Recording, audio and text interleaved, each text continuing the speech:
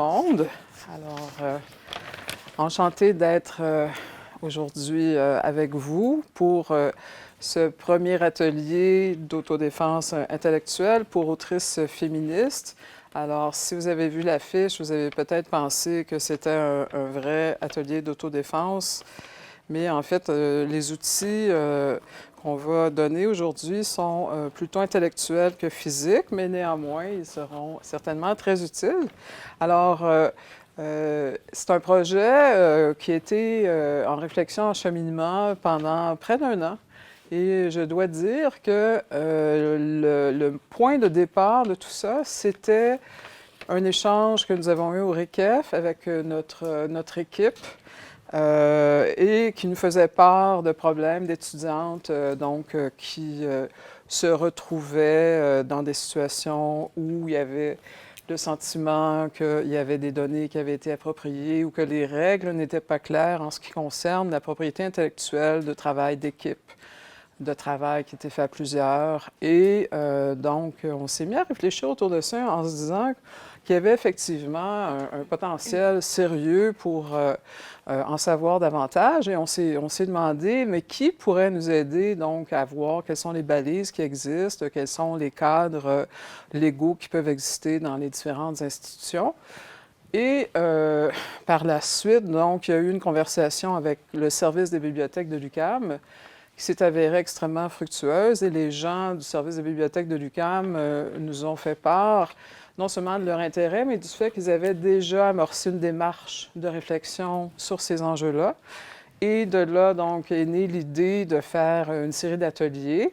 Aujourd'hui, donc, c'est le premier atelier d'une série de 3 qui vont avoir lieu. Le second, donc, le 22 octobre à la Grande Bibliothèque, et le troisième est prévu à l'hiver 2023 à l'Université Concordia.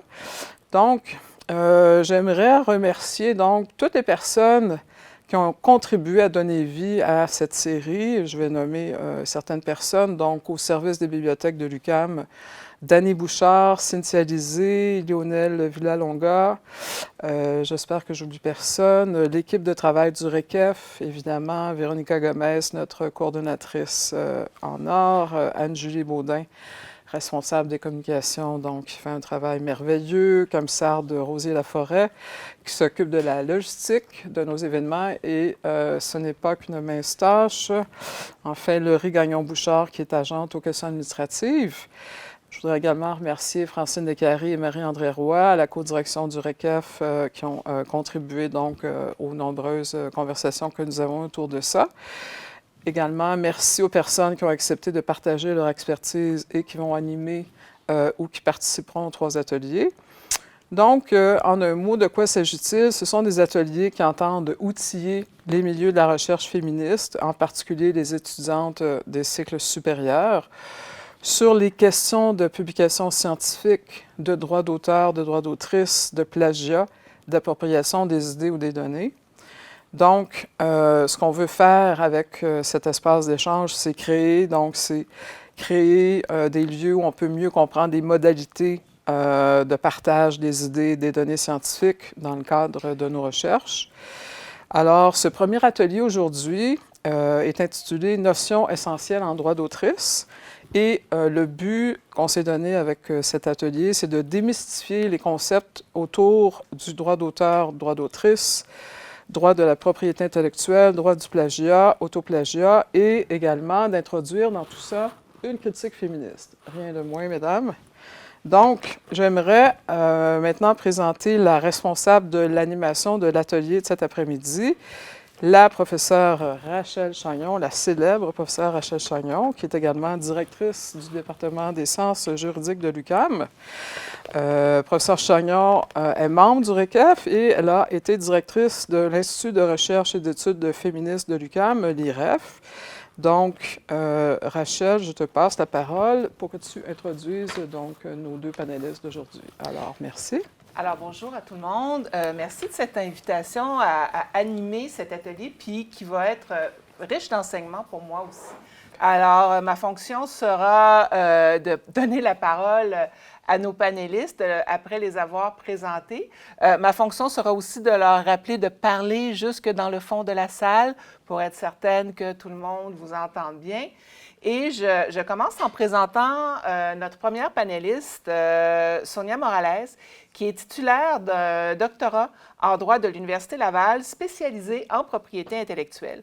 Madame Morales est avocate de formation. Elle a réalisé de nombreuses conférences dans les milieux universitaires et professionnels à travers le monde. Elle a publié plusieurs articles scientifiques. Elle a été enseignante à la faculté de droit de l'Université Laval pendant plus de 10 ans avant d'accepter le poste de gestionnaire du bureau du droit d'auteur de l'Université Laval en 2018. Nous sommes donc entre bonnes mains et je vous donne la parole.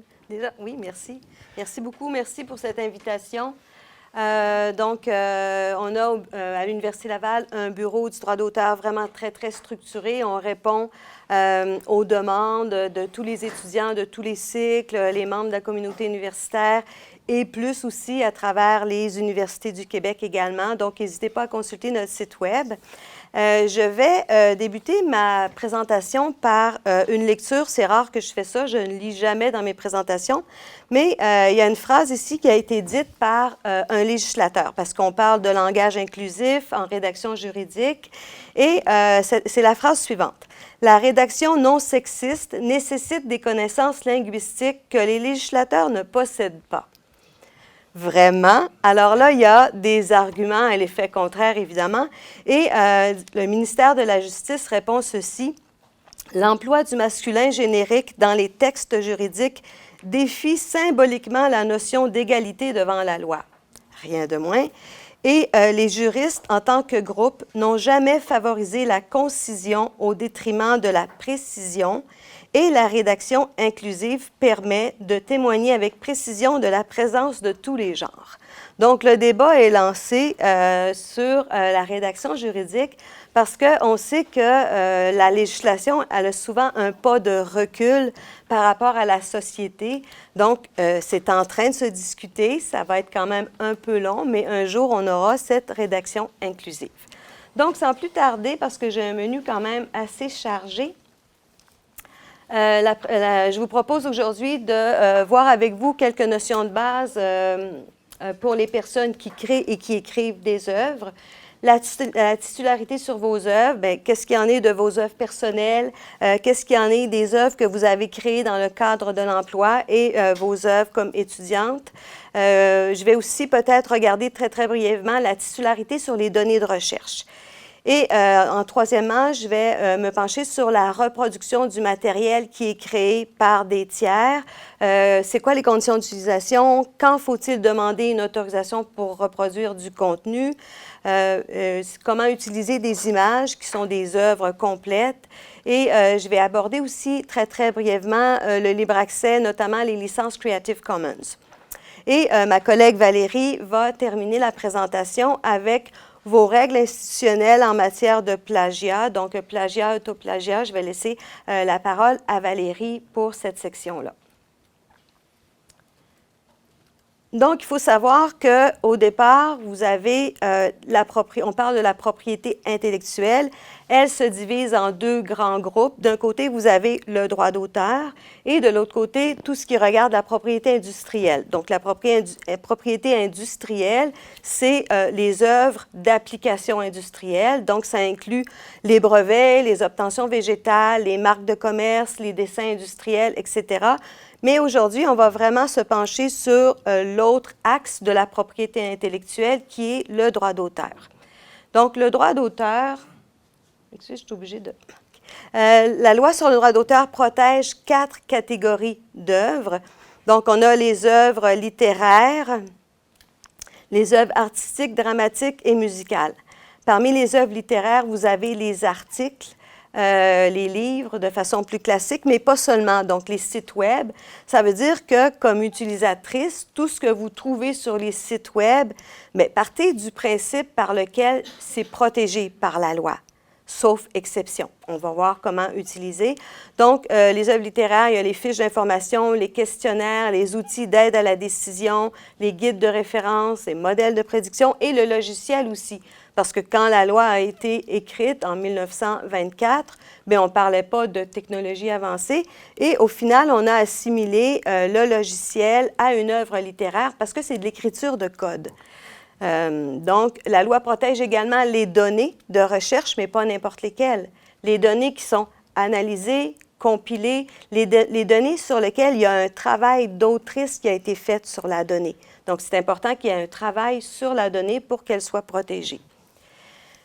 Donc, à contrario, bien, la loi sur le droit d'auteur ne va pas protéger la donnée brute. La donnée que vous avez recueillie sur le terrain, que vous n'avez pas analysée, bien, ce n'est pas protégé par la loi sur le droit d'auteur.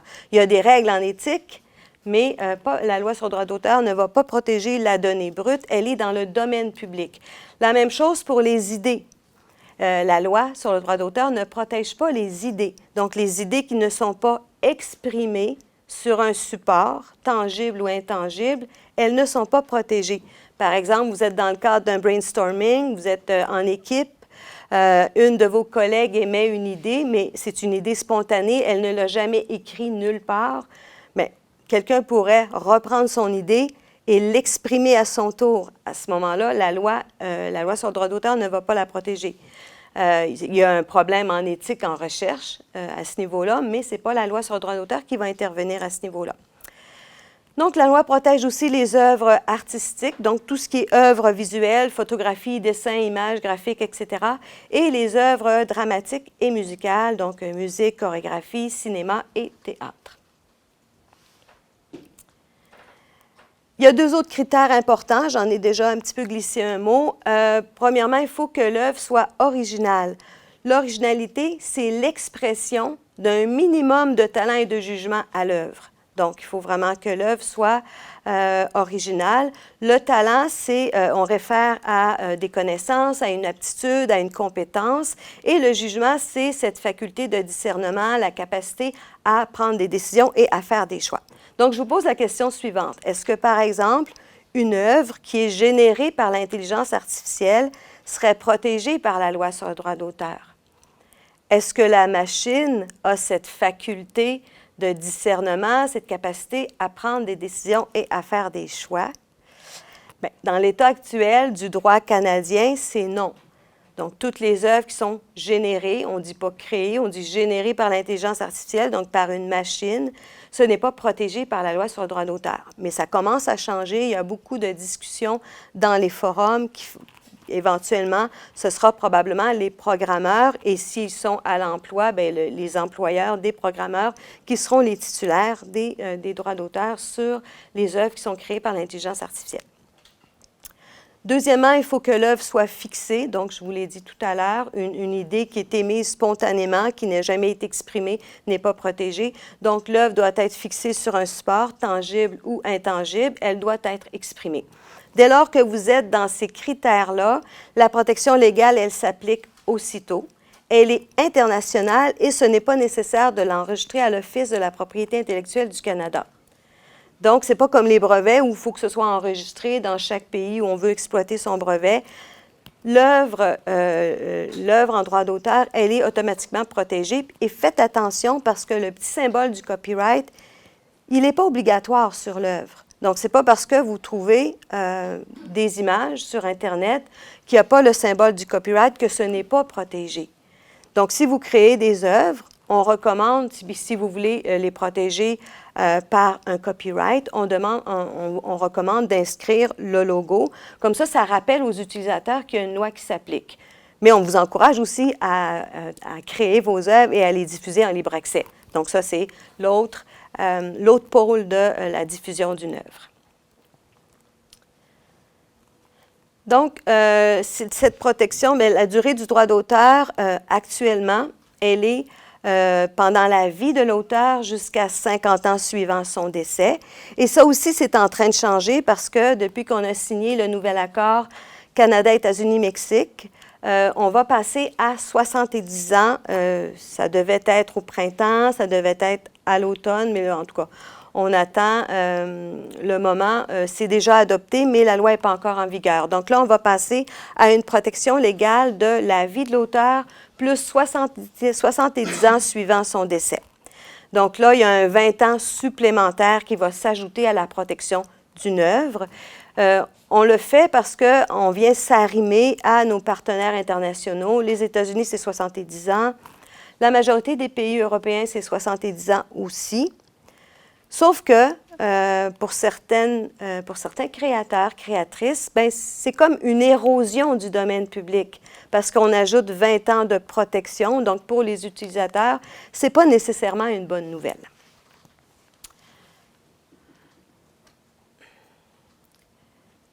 Je vais juste, pour mettre la table pour ma collègue, après ma présentation, faire la distinction entre le droit d'auteur et le plagiat. Donc, il faut savoir que ces deux infractions, alors que le droit d'auteur, c'est une infraction légale qui est gérée par la loi sur le droit d'auteur, le plagiat, c'est plus une infraction de l'ordre de l'éthique. Donc, le plagiat, lui, est une infraction qui est gérée par les règlements institutionnels. Donc, à l'Université Laval, on a un règlement institutionnel à l'intention des étudiantes et des étudiants, et la même chose dans les autres universités. Donc, une infraction en droit d'auteur, c'est reproduire la totalité ou une partie importante de l'œuvre d'autrui sans permission. Donc, on parle bien d'une partie importante ou la totalité, sans demander de permission, alors que le plagiat, c'est utiliser l'œuvre de quelqu'un d'autre sans mentionner la source et sans mettre les guillemets lorsqu'on cite un texte textuellement. Donc, il y a des lieux communs entre les deux. Dans les deux cas, c'est une mauvaise utilisation de l'œuvre, mais elles sont gérées, ces infractions-là, de manière complètement différente. Alors, je vais aborder maintenant la titularité sur vos œuvres. Donc, il faut savoir, avant de parler de la titularité, que le droit d'auteur se divise en deux catégories de droits. Vous avez d'un côté les droits économiques et de l'autre côté les droits moraux. Les droits moraux, c'est le droit à la, et là je vais dire devant vous, la parentalité, mais en réalité, dans la loi, on parle bien de paternité de l'œuvre.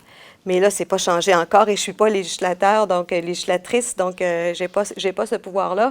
Donc, c'est le droit à la parentalité, c'est-à-dire le droit d'être reconnu comme l'autrice de votre œuvre. Et c'est aussi le droit à l'intégrité. Ça veut dire que seule l'autrice peut modifier son œuvre. Donc, comme utilisatrice, si vous avez à travailler avec, par exemple, le graphique que quelqu'un d'autre a créé, bien, sachez que vous ne pouvez pas le traduire et vous ne pouvez pas le modifier sans une autorisation de la créatrice. Donc, les droits moraux vous appartiennent en propre. Vous ne pouvez pas les céder à une autre personne. Donc, on ne peut pas les céder par contrat, mais on peut y renoncer par écrit. Les droits économiques, on les appelle comme ça parce que ce sont justement les droits qu'on va céder à une tierce personne, donc le plus souvent à un éditeur, pour que notre œuvre soit diffusée, valorisée, publiée, en échange de redevances ou d'une somme forfaitaire. Donc, c'est des droits économiques. Ça veut dire le droit de publier, le droit de reproduire, le droit d'exécuter en public, de traduire, d'adapter et de transformer son œuvre. Donc, ces droits-là, économiques, on les cède par licence. On peut faire une cession complète de ces droits. On peut également accorder des licences d'utilisation, des licences exclusives, non exclusives. Donc, tout ça, c'est contractualisé.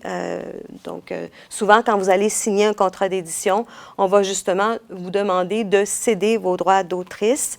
Juste en passant, j'en parle pas aujourd'hui, mais lisez vos contrats d'édition.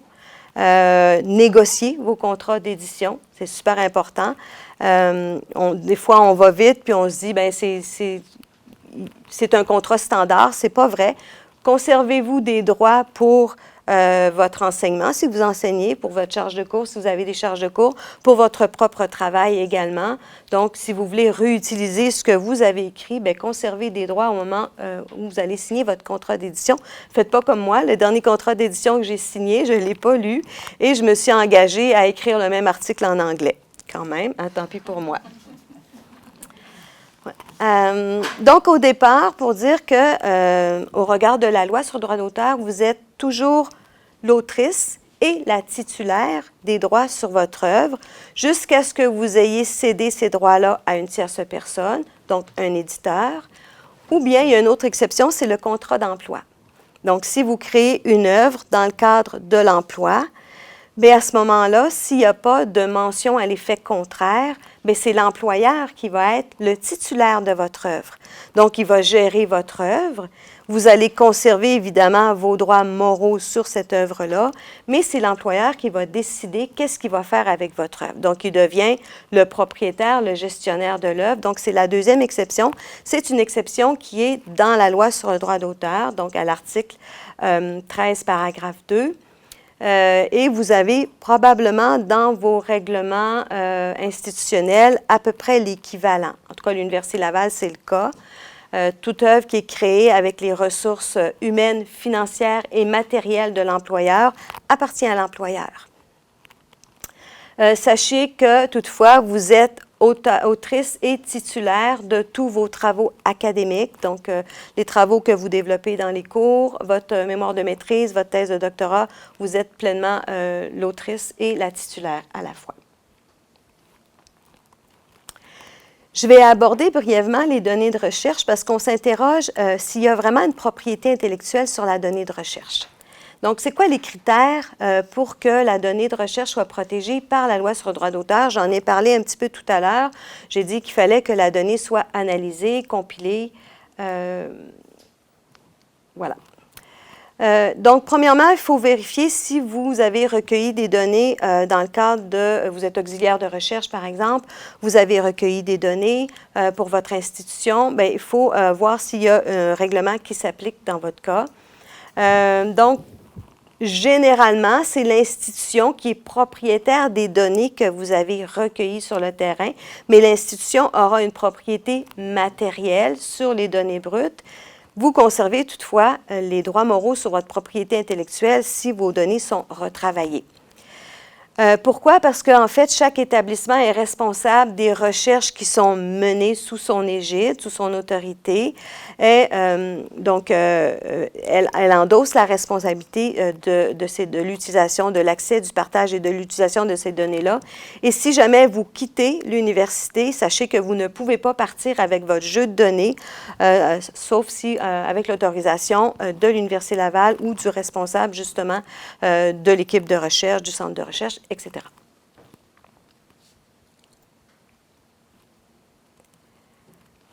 Celle-ci, je vais juste la passer. Elle est trop complexe.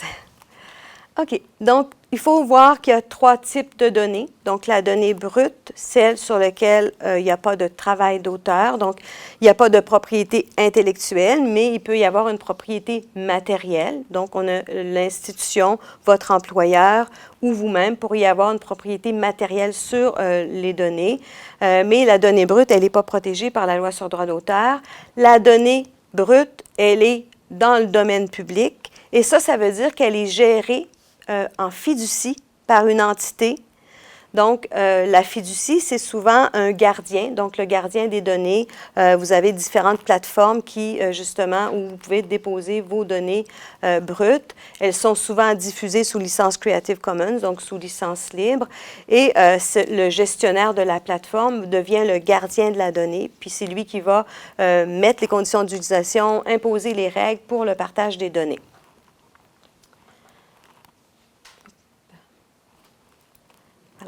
Et vous avez la donnée analysée. Là, j'en ai parlé quand même suffisamment.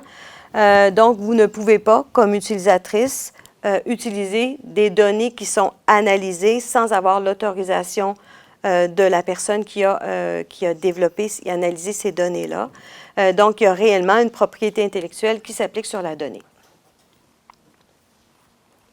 Et vous avez également les données à caractère personnel. Il faut savoir que les données à caractère personnel, bien, ce n'est pas un bien. Donc, il n'y a pas de propriété sur les données à caractère personnel. Donc, ce n'est pas un bien.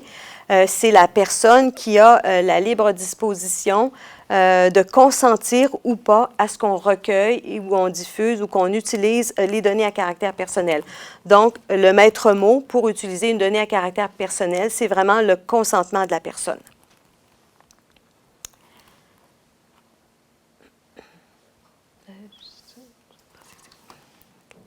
Donc, je vous ai parlé tout à l'heure de cession de droit et d'octroi de licence. Donc, la cession de droit, c'est le transfert des droits patrimoniaux à une autre personne, à un cessionnaire. Donc là, on concède la propriété du droit d'auteur ou une partie de celle-ci à une autre personne.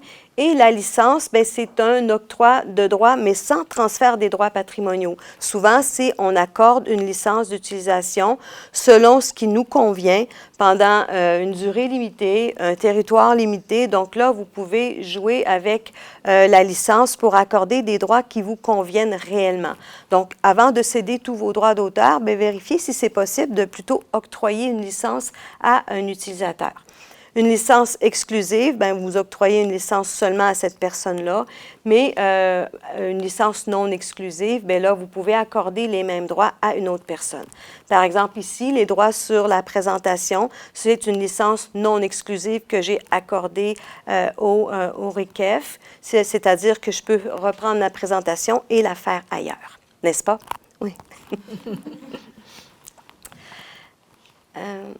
Oui. Alors, le contrat d'édition, ne cédez pas tous vos droits économiques, je l'ai dit déjà. Conservez des droits pour reproduire l'œuvre à des fins non commerciales, pour exécuter l'œuvre en public, par exemple dans le cadre de vos conférences, toujours à des fins non commerciales.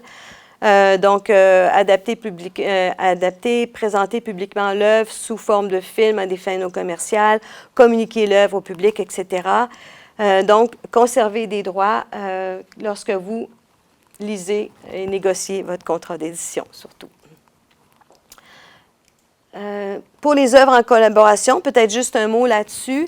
Une œuvre en collaboration, c'est lorsque vous avez des co-créatrices ou des co-autrices où la part de l'un n'est pas distincte de la part de l'autre. À ce moment-là, sachez que vous avez toutes des droits égaux sur l'œuvre et que lorsque vous allez céder vos droits à un éditeur, par exemple, vous aurez tous le même pourcentage de redevance que vous allez recevoir. La même chose, si par exemple vous faites une thèse par insertion d'articles et que vous avez coécrit un article avec plusieurs personnes, ça va vous prendre l'autorisation de chacune de ces personnes-là pour pouvoir utiliser l'article dans votre thèse de doctorat si vous n'avez pas cédé vos droits à un éditeur. Donc, faites attention, mettez les choses au clair avec les personnes avec lesquelles vous allez travailler en début de parcours, parce qu'il suffit qu'une personne vous refuse l'autorisation, vous ne pourriez pas insérer cet article-là dans votre thèse de doctorat.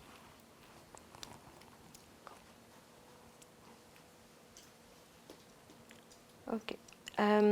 On a adopté, en tout cas à l'Université Laval, mais ce sont des principes directeurs sur la reconnaissance des personnes co-autrices d'une publication. Pour savoir si vous êtes co-auteur, co-autrice d'une publication, il y a quatre critères déterminants. Premièrement, il faut avoir contribué de manière significative à au moins une des trois étapes suivantes, donc la conception et la mise en place du plan de travail, la réalisation des expérimentations ou la collecte des données, ou analyser et interpréter les résultats. Ça, c'est la première condition. Deuxième condition, il faut avoir participé à la rédaction ou à la révision critique du contenu intellectuel du document. Troisièmement, avoir donné son approbation à la version finale du document. Et quatrièmement, que vous soyez en mesure de défendre les grandes lignes du document. Donc, si une personne n'a pas contribué à toutes ces étapes-là, elle a peut-être eu une contribution qu'on doit reconnaître dans les remerciements, mais ça ne fait pas de cette personne-là une co-autrice à l'œuvre. Donc, faites attention à ça aussi, donc pour déterminer qui est vraiment co-autrice à votre œuvre. Donc, la contribution doit vraiment être substantielle. Je vais aborder maintenant ma dernière partie, donc qui est la reproduction du matériel qui est créé par des tiers. Je vais parler là de l'utilisation équitable. Vous avez peut-être sûrement entendu parler de l'exception de l'utilisation équitable, peut-être oui, peut-être non. Très utile dans les milieux académiques. Aussi, on va aborder quand faut-il demander une permission pour utiliser une œuvre et je vais parler du matériel librement accessible. Donc, dans la loi sur le droit d'auteur, il y a une règle. Il y a à peu près 80 exceptions. C'est une loi qui est très, très difficile à gérer.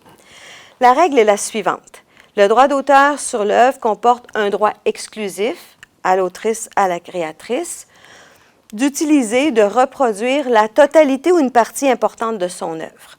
Si on lit cette règle-là à contrario, bien, ça donne à l'utilisateur des droits, parce que la loi sur le droit d'auteur vient équilibrer le droit des utilisatrices et le droit des autrices. Donc, si on lit la règle à l'envers, à contrario, comme on dit dans le domaine juridique, bien, ça veut dire que, comme utilisatrice, vous avez le droit à la courte citation. C'est quand même pratique quand on fait des travaux de recherche de ne pas être obligé de solliciter l'autorisation du titulaire des droits d'auteur pour reproduire une courte citation, bien sûr en mentionnant la source. Donc, c'est ce qu'on appelle le droit à la courte citation. Donc, l'autorisation de la personne titulaire du droit d'auteur est nécessaire pour reproduire une partie importante ou la totalité, mais pas pour la courte citation. Donc, entre les deux, vous avez la fameuse utilisation équitable. L'utilisation équitable, en fait, c'est en contexte non commercial, donc ça exclut toute fin commerciale. Donc, l'utilisation équitable vous permet de reproduire un peu plus que la courte citation, mais pas une partie importante de l'œuvre. Donc, on est entre les deux. Donc, on pourrait dire que l'utilisation équitable vous permet de reproduire des extraits un peu plus importants. Donc, on doit être en contexte de recherche, d'études privées, d'éducation, de parodie, de satire, de critique, de compte-rendu et de communication de nouvelles. Donc, c'est des fins qui sont admises pour utiliser cette exception de l'utilisation équitable. Donc, deuxièmement, bien, le problème dans l'utilisation équitable, c'est que la loi sur le droit d'auteur ne chiffre pas de pourcentage. Donc, l'utilisation équitable, la loi n'a pas dit, bien, c'est 5 c'est 10 c'est 15 Donc, la loi ne s'est jamais prononcée sur le pourcentage de qu'est-ce qui peut être équitable. Donc, c'est la Cour suprême qui s'est penchée sur cette problématique-là. Et là, la Cour suprême a émis 6 critères importants pour savoir si notre utilisation est équitable. Premièrement, c'est vérifier le but de notre utilisation, comme je viens de le mentionner. Donc, ça exclut toute fin commerciale. Deuxièmement, il faut voir la nature de l'utilisation. Est-ce que mon utilisation, elle est suffisamment circonscrite? Par exemple, est-ce que j'utilise l'œuvre le temps d'un trimestre à des étudiants inscrits au cours sur le portail de cours, par exemple? Donc, à ce moment-là, la diffusion, elle est très limitée. Donc, ça exclut toute diffusion qui serait sur les réseaux sociaux, par exemple, parce que là, c'est vraiment beaucoup, beaucoup trop large. Troisièmement, il faut que je regarde l'ampleur de l'utilisation de mon œuvre. L'ampleur, il faut que je regarde la partie quantitative, donc on sait maintenant qu'elle n'est pas chiffrée par la loi, mais il faut aussi que je regarde la partie qualitative. Par exemple, j'ai reproduit une page d'un roman qui en comporte 500 pages. Bon, on pourrait dire que raisonnablement, c'est équitable. Sauf que j'ai reproduit la dernière page du roman. C'est un roman policier, puis là, j'ai dévoilé l'intrigue. Bien là, ça se peut que les retombées sur l'autrice soient épouvantables. Ça se peut que vous n'ayez pas du tout envie d'acheter le roman. Donc là, voyez-vous, c'est un peu ça, d'équilibrer la partie qualitative avec la partie quantitative. Il ne faut pas reproduire ce qui est le plus emblématique de l'œuvre, parce qu'à ce moment-là, l'utilisation équitable ne s'applique pas, parce qu'un des critères de la Cour suprême, c'est de vérifier les retombées négatives, les retombées commerciales négatives sur les autrices. Donc, quatrièmement, est-ce que j'ai des solutions de rechange? Est-ce que, par exemple, je ne pourrais pas trouver l'équivalent dans le domaine public ou en libre accès? Et cinquièmement, la nature de l'œuvre. Est-ce que c'est une œuvre qui est publiée ou non publiée? Ça peut avoir des impacts. Et finalement, quelles sont les retombées donc sur la créatrice et l'autrice?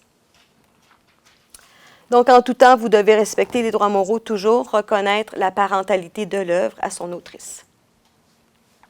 Le problème, il y a un autre problème ici aussi, c'est que lorsque je reproduis une œuvre visuelle, une image, une photo, bien là, je vais reproduire 100% de l'œuvre. Donc, je ne suis plus dans l'utilisation équitable. Donc, si vous avez besoin de reproduire des graphiques dans votre thèse de doctorat, dans votre mémoire de maîtrise, et que ces travaux académiques-là vont être diffusés sur un dépôt en libre accès, et ils vont être référencés aussi également à Bibliothèque et Archives Canada. Bien, tout ça, ça va se retrouver référencé sur Google. Donc là, vous devez obtenir des autorisations pour pouvoir utiliser des œuvres visuelles dans vos travaux académiques. OK? Donc, je dois vérifier évidemment s'il y a un copyright. Donc, à ce moment-là, si je prends une œuvre, par exemple, qui est sur Internet, je dois vérifier s'il y a un copyright dessus. Je dois vérifier qu'il n'y a pas de watermark, de tatouage numérique sur l'œuvre, parce que là, clairement, bien, vous n'avez pas obtenu la version publiable de la photo, donc vous n'avez pas obtenu les droits. S'il y a des verrous numériques ou un code d'accès, bien, je ne vais pas les outrepasser, bien entendu. C'est ça, sur Internet, si vous voulez utiliser une œuvre, il faut vraiment lire les conditions d'utilisation qui sont en pied de page des sites web. Puis là, ce n'est pas évident à lire. C'est très opaque comme lecture, c'est ardu. Bien, si vous étiez étudiant à l'Université Laval, je vous dirais on peut vous aider au bureau du droit d'auteur. Mais sinon, il y a souvent des ressources qui peuvent vous aider justement à démystifier les conditions d'utilisation qui sont sur les sites web. Donc, bien lire les conditions lorsque vous prenez une œuvre sur Internet.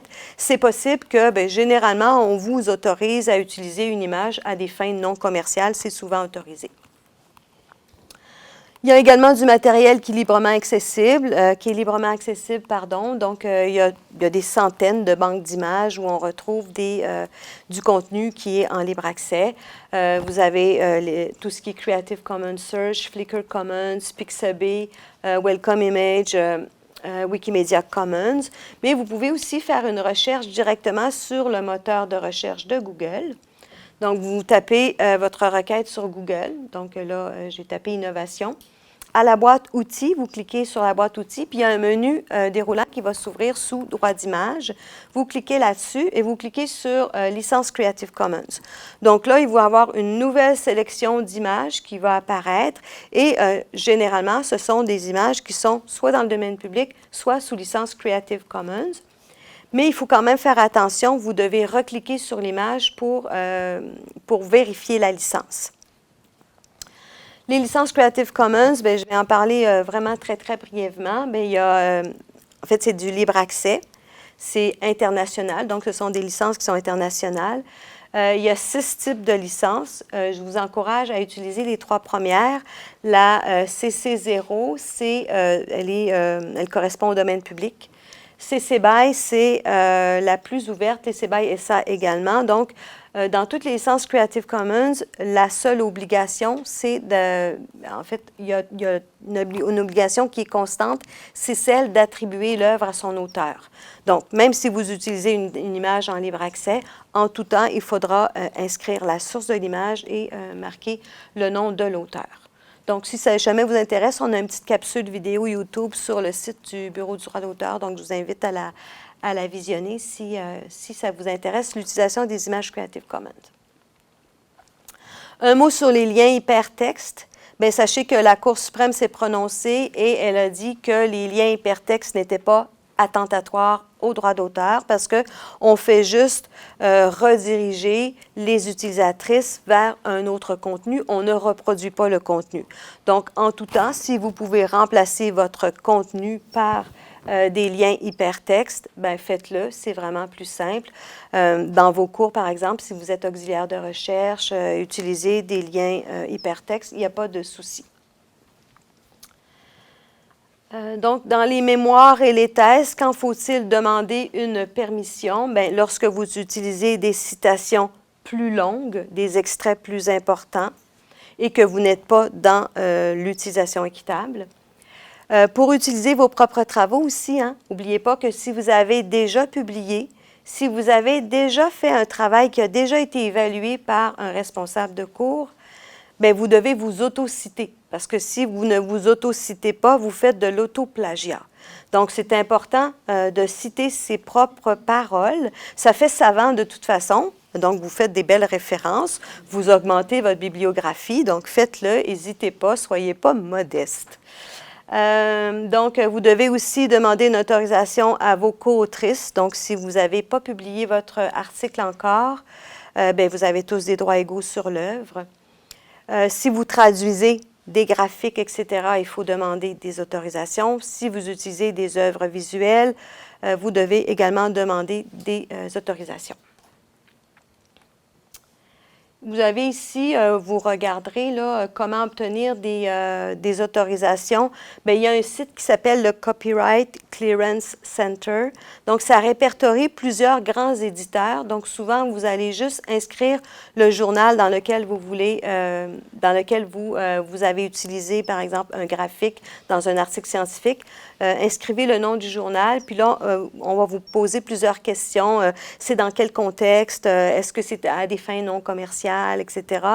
Donc, vous répondez aux questions, si la diffusion, elle est large ou si elle est plus restreinte. Puis, à la fin, on va vous donner directement la réponse. Rarement, pour une thèse ou pour un mémoire, on va vous demander des frais.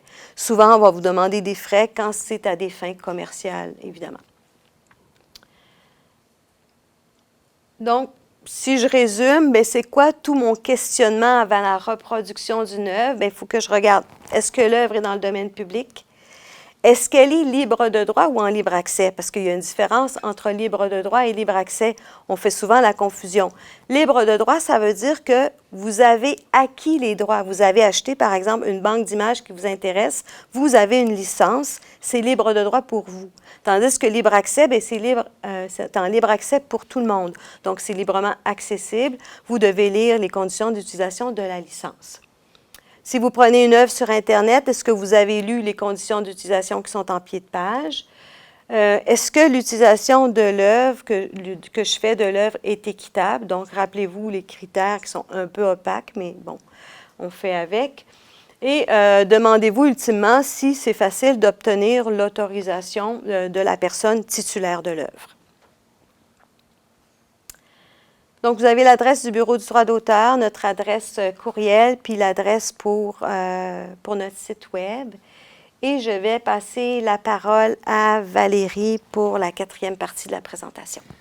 Donc, merci beaucoup. Alors, on va passer la parole à Valérie, puis ensuite, dans une deuxième partie, il y aura un moment pour des questions et des échanges, puis on en profitera d'ailleurs pour vous mettre l'eau à la bouche et vous parler un peu des thèmes pour les ateliers à venir que vous allez pouvoir comprendre avec d'autant plus de facilité que vous allez être devenus des expertes en termes de propriété intellectuelle et de droit d'auteur. Donc, la prochaine panéliste, Valérie Bouchard, est juriste et enseignante. Elle est chargée de cours au département des sciences juridiques de l'UQAM et aussi à la faculté de droit de l'Université Laval. Elle enseigne la méthodologie du droit, la méthodologie de la recherche, l'interprétation des lois, la propriété intellectuelle et aussi des cours de vulgarisation du droit des non-juristes dans d'autres départements que ceux de droit, évidemment. Oui, c'est préférable. Elle est au département des sciences juridiques. Elle est depuis récemment aussi attachée d'administration où elle coordonne les activités expérientielles et cliniques. Et dans une ancienne vie, elle travaillait dans un centre d'artistes. Dans sa prochaine vie, bien, elle cherche encore. C'est ça. Voilà. Mais surtout après aujourd'hui, surtout après la présentation de Sonia, là, je cherche encore plus, parce qu'elle a tout dit, en fait. Là, moi, je vais être beaucoup plus brève. C'est peut-être que vous allez trouver que c'est la bonne nouvelle. La mauvaise nouvelle, c'est que je n'ai pas fait tout à fait ce qu'on m'avait demandé de faire, c'est-à-dire explorer en détail les politiques institutionnelles sur le plagiat, parce qu'en fait, elles sont très semblables d'une université à l'autre. Et chaque fois que je me suis mis à faire l'expérience ou de tenter l'exercice de les comparer, là, je m'étais dit, je vais vous faire des tableaux, on va les comparer, on va regarder le libellé, un peu un cours d'interprétation des lois. J'avais envie de prendre une sieste. Alors, je me suis dit, ben, ça doit être le signe que c'est pas le bon angle. Alors, ce que j'ai décidé de faire, c'est de vérifier l'acquisition de vos compétences après la présentation de Sonia, parce qu'effectivement, elle vous a vraiment transmis tous les éléments importants du droit d'auteur et elle a même aussi fait déjà le lien avec le plagiat, parce que ce vers quoi je veux vous diriger, en revoyant certains aspects du droit d'auteur, c'est vers à la fois, souvenez-vous de son graphique, donc à la fois lorsqu'il y a une rencontre entre le droit d'auteur et les politiques institutionnelles, et pourquoi il y a donc tout cet espace où le droit d'auteur donc, est exclu donc, de ces politiques. Et donc, je savais que sa présentation serait à ce point intelligente et construite et développée. Et donc, moi, je vais un petit peu baisser le niveau et je vais vérifier si vous avez bien compris. Alors, ce que je vais faire avec vous d'abord, puis je m'excuse pour l'équipe de tournage parce qu'il va, donc, je pense qu'il va y avoir des problèmes au montage. Mais je vais faire un exercice que j'aime faire avec mes étudiants dans le cours de fondement du droit pour leur montrer les limites du droit et les espaces de non-droit. Et en fait, je veux vous amener vers les limites du droit d'auteur parce qu'il y a des moments aussi dans les universités où on crée des œuvres qui ne sont pas protégées par le droit d'auteur et ça peut expliquer en partie aussi les règles relatives à l'intégrité académique dans les institutions. Alors, pour faire l'exercice, je vais avoir besoin d'une personne qui est vraiment sans peur, courageuse et qui a tous les talents. Rachel.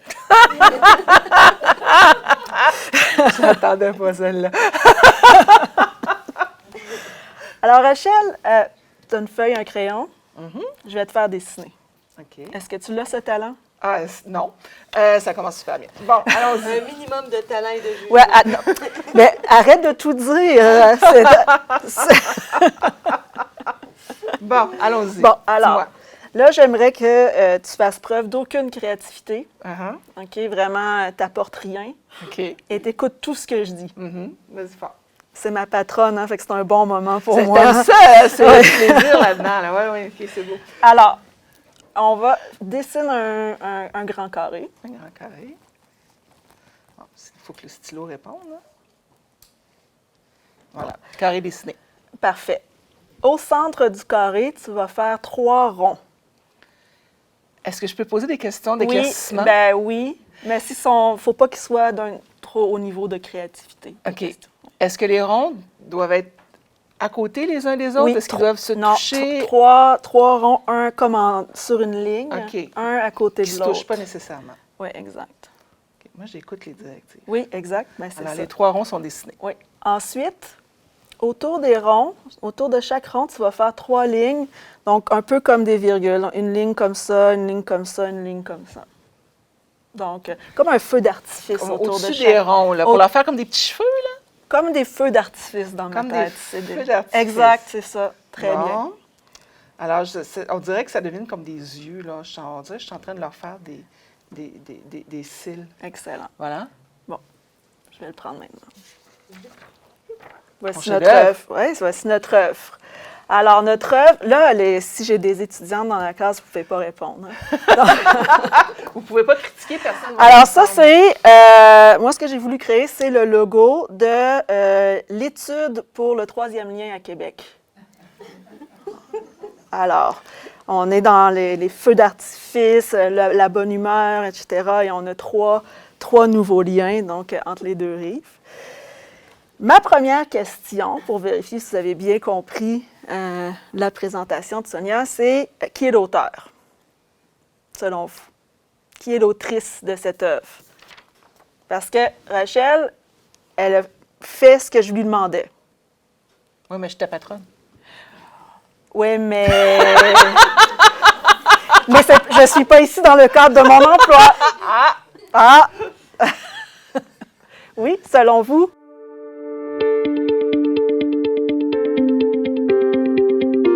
Alors, selon vous, la propriété de cette œuvre, la propriétaire de cette œuvre, c'est moi parce que j'ai eu l'idée. Oui. Qui est contre ça?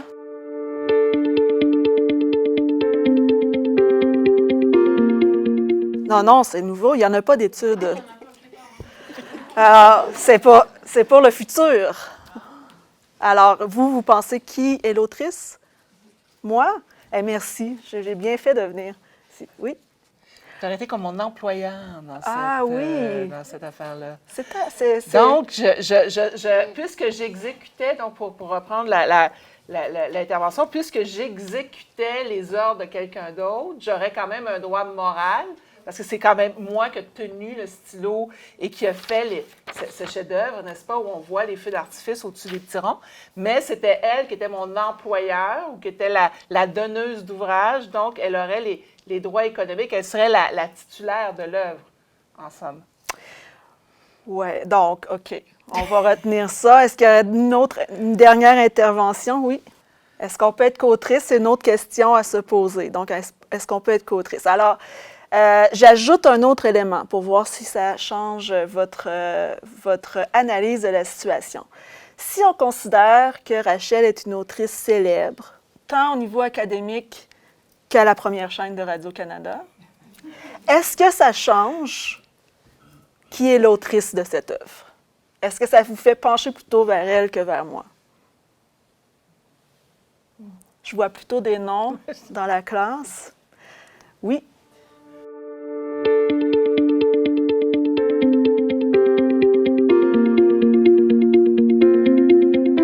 Bon, j'avais pas l'intention de payer, mais en fait, vous soulevez les bons points. Alors d'abord, c'est vrai qu'on pourrait regarder, comme Sonia l'a mentionné, la question de l'emploi, mais le moment où le droit d'auteur va vers l'exception de l'employé, il faut prouver le lien d'emploi, ce qui ne serait pas le cas dans nos circonstances. Ce qui fait que, effectivement, ce que je voulais que vous vous rappeliez, c'est vraiment important, il n'y a pas de droit d'auteur sur les idées. Même si mon idée, elle est fantastique, c'est Rachel qui, comme vous l'avez très bien dit, a eu l'art du carré, l'art du rond et l'art du feu d'artifice. C'est quand même moi qui ai choisi où on mettait les ronds dans le carré. En plus. Il faut le dire. En plus.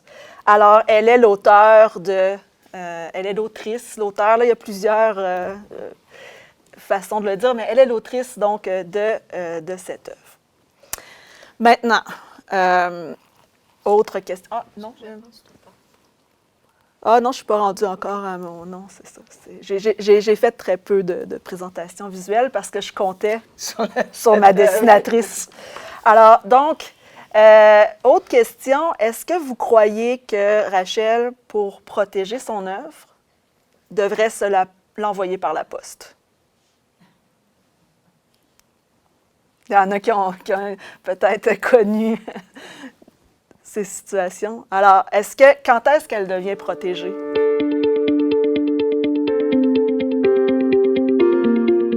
Aussitôt, effectivement, donc, on n'a pas besoin de s'envoyer une œuvre par la poste, d'aller l'inscrire au registre de l'Office de la propriété intellectuelle. Donc, aussitôt qu'on crée, on est titulaire des droits d'auteur. Alors, par contre, on a passé un peu vite. On doit se demander, il y avait un autre critère très important dans la présentation de Sonia, c'est est-ce que c'est une œuvre? Parce que là, on a déterminé, l'auteur, ça peut être n'importe qui. Dans ce cas-ci, on a quelqu'un de célèbre, mais ça aurait pu être moi aussi. On a déterminé qu'elle est protégée à partir du moment de la création. Mais est-ce que c'est une œuvre? Quel était le critère pour déterminer que c'est une œuvre? Oui?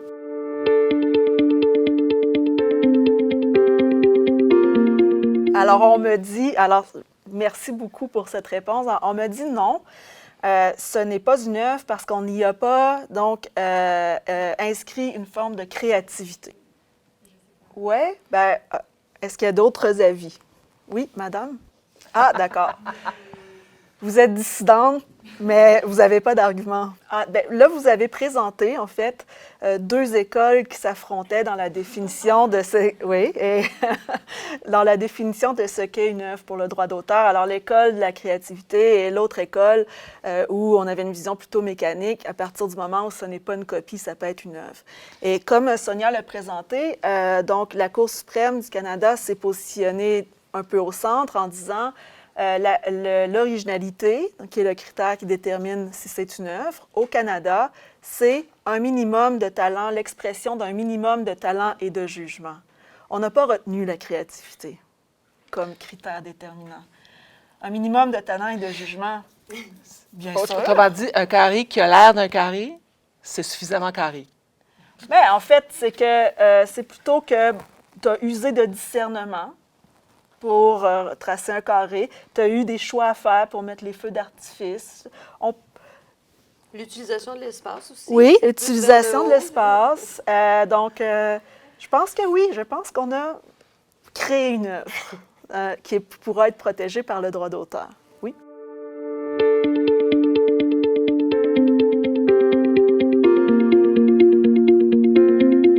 Non, moi, j'en arrive toujours à dire ça parce que c'est ma démonstration, effectivement. Là. Donc,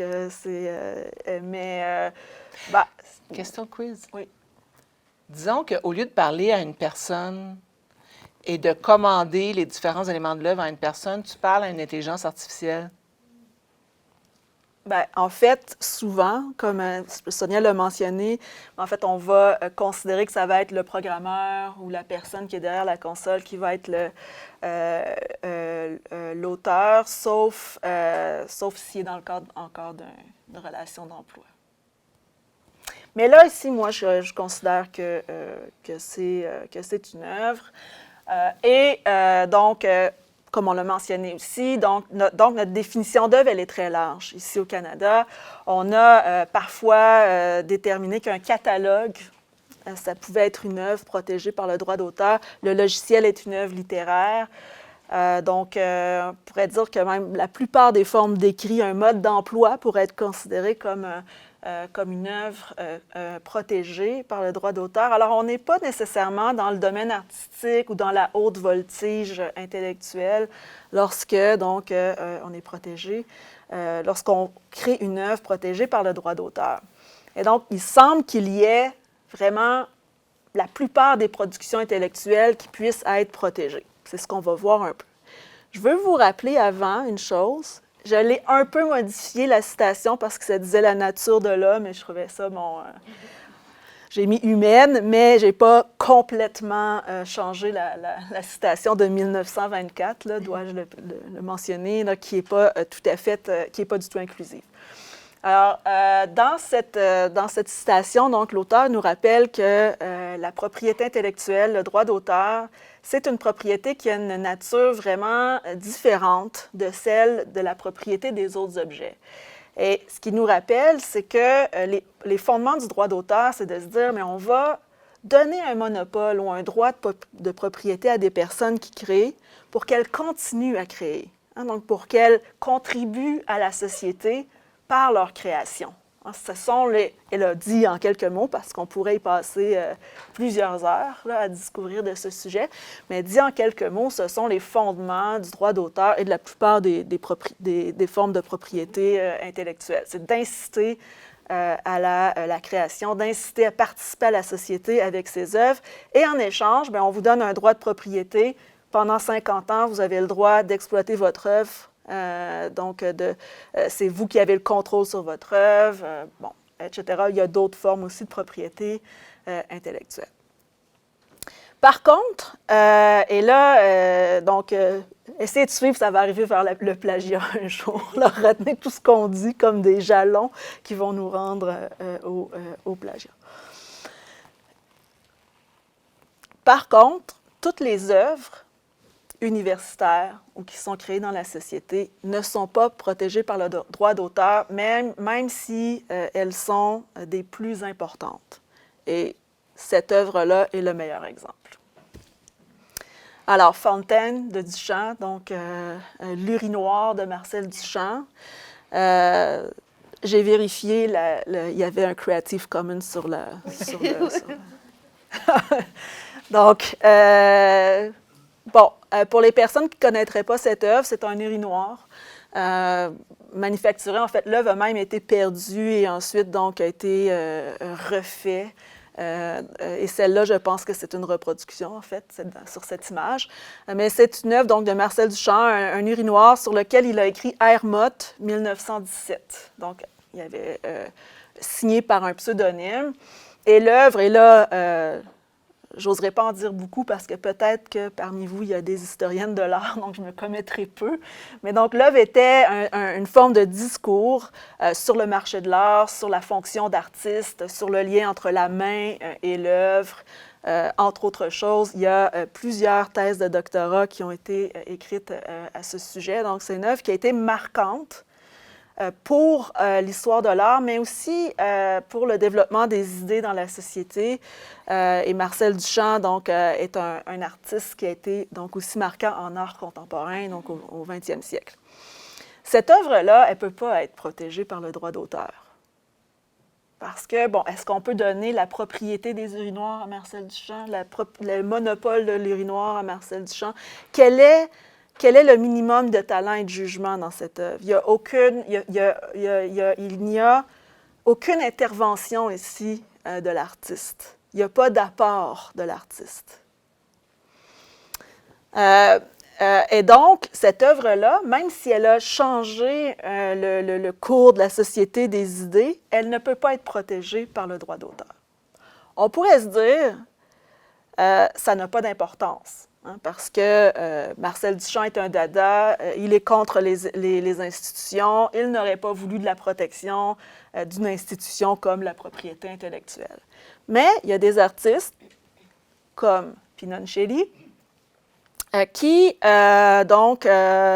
ont voulu un peu mettre en lumière ce problème. Et donc, Pinoncelli, c'est un artiste qui fait de la performance, un artiste français. Il va donc au Centre Pompidou.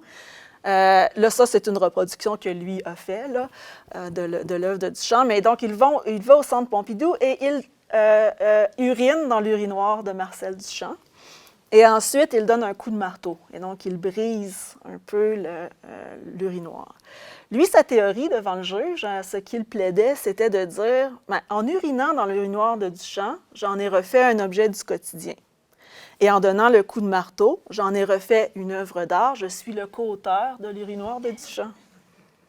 Alors, c'est quand même une bonne position que le juge ne semble pas avoir du tout retenue. Mais les décisions françaises sont très brèves, alors je ne sais pas s'il y a eu vraiment une discussion à ce sujet. Et là, le juge français, c'est quand même une position difficile, parce que est-ce qu'il va considérer l'urinoir de Duchamp comme une œuvre ou pas?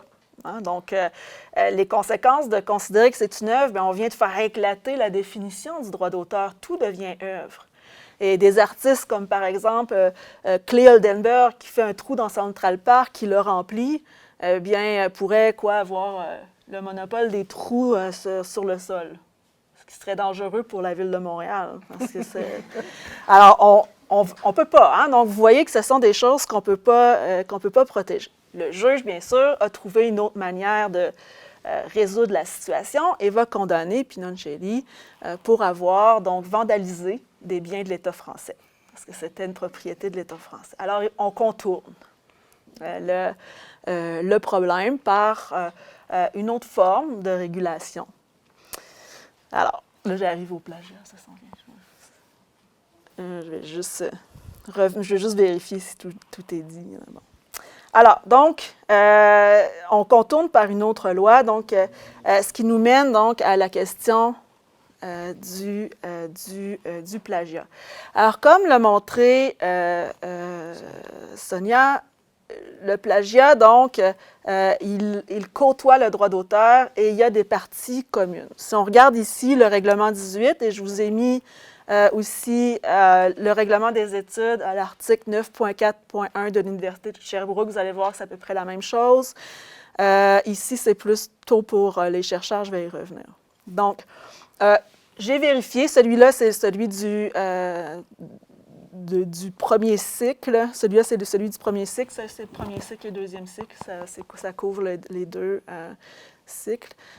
Donc, vous voyez que la définition qu'on a, en fait, premièrement, on ne dit pas, c'est pas du plagiat tout le long. L'idée de ces règles-là institutionnelles, c'est l'intégrité économique. On a donc un objectif qui est différent. Alors, si on regarde un peu plus en détail, donc je vais y aller rapidement. Donc, vous avez, la substitution de personnes ou l'usurpation d'identité.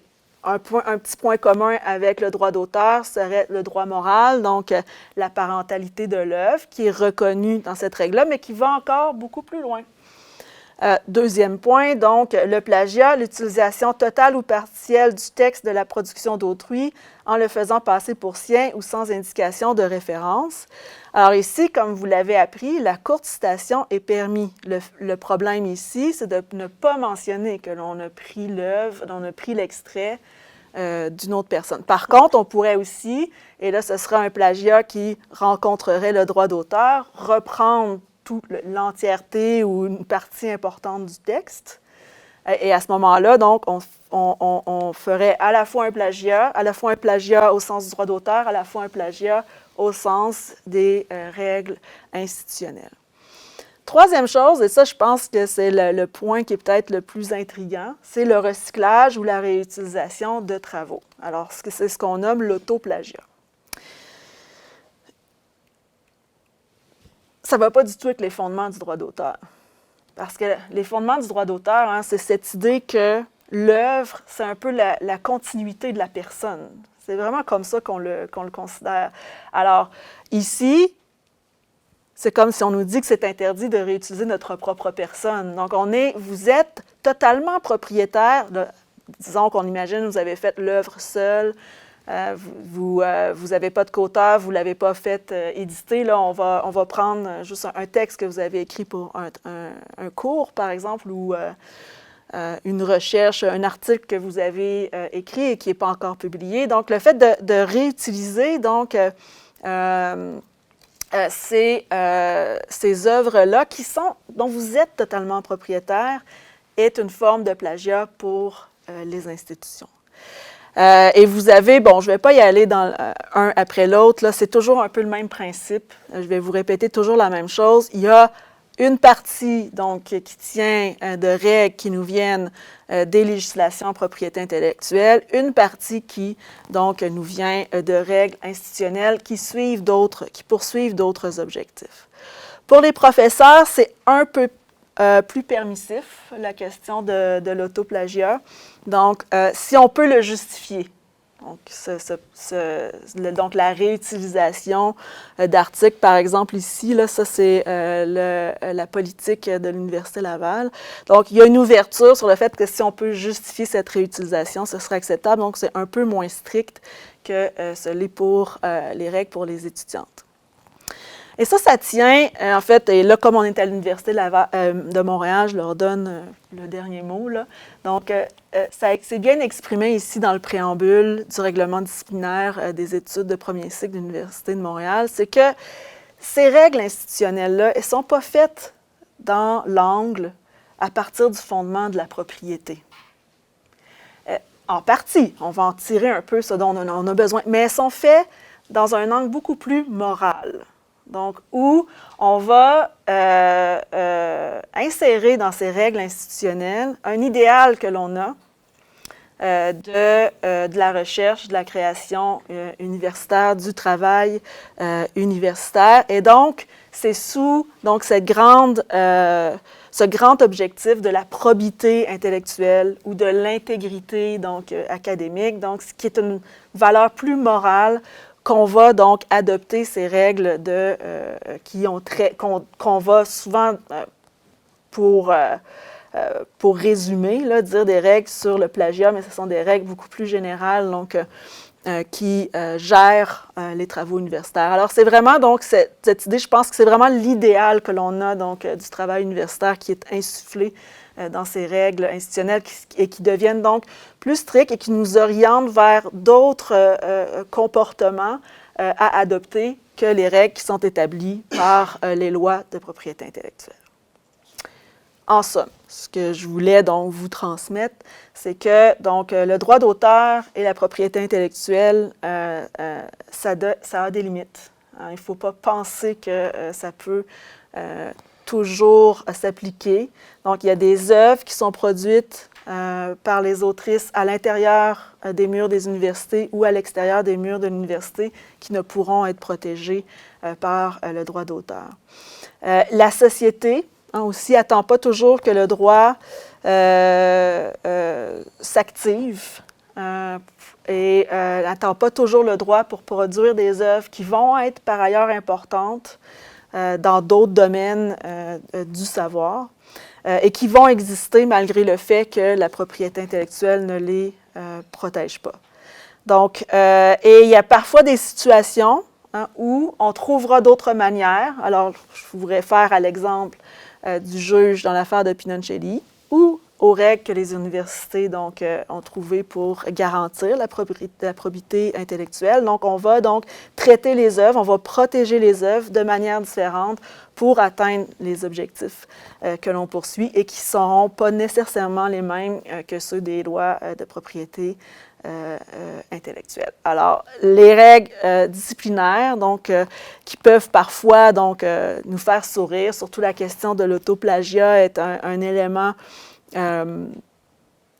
qui a l'air un peu étranger parfois, donc, et surtout par rapport au droit d'auteur, mais poursuit donc cette autre nécessité, tout simplement. Alors, c'est ce que je voulais vous dire. Merci. Bien, merci beaucoup, Valérie. Alors, merci, mesdames.